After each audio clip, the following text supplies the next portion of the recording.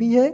भूक्षरण से आप क्या समझते हैं, इसे रोकने के लिए कोई 4 उपाय बताइए। दोस्तों हम पहले भी कह चुके हैं कि विस्तृत उत्तरीय प्रश्न आपको एक भी नहीं छोड़ना है। यदि आप केवल विस्तृत उत्तरीय प्रश्न पढ़ लेते हैं तो लघु उत्तरीय आप आसानी से कर पाएंगे।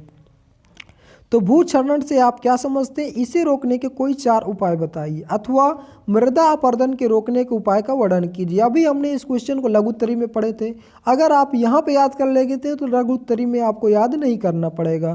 कम नंबर में पूछा जाएगा, थोड़ा कम करके लिख देंगे।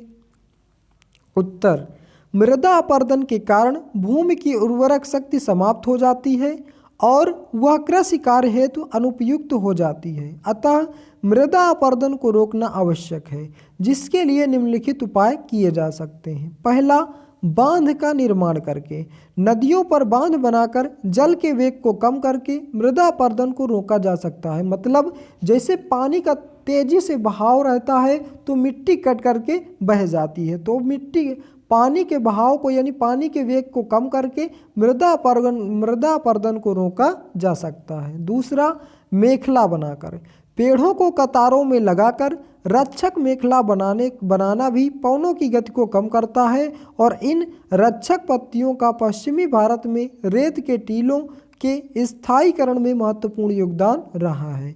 मेखला बनाते यानी कि खेत के चारों ओर मेड़ के पास पे क्या करते हैं, वृक्ष लगा देते हैं, जिससे इससे भी आप इसकी स्थायी मतलब इसको रोक सकते हैं मृदा अपरदन को।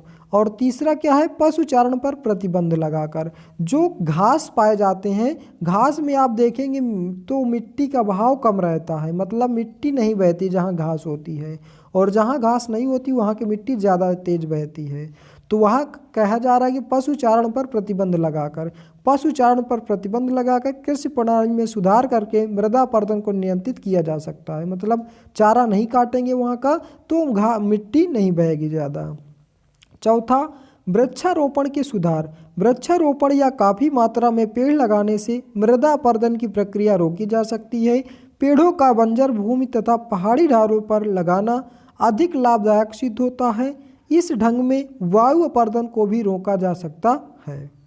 वायु से भी रोका जा सकता है, जैसे तेज हवा चलती है तो फसलें क्या होती हैं, गिर जाती है, तो फसलों को भी बचाया जा सकता है और मिट्टी को भी बचाया जा सकता है। पांचवा, भूमि पर सोपान बनाकर, ढाल वाली भूमि पर सोपान बनाए जा सकते हैं। सोपान कृषि मृदा अपरदन को नियंत्रित करती है।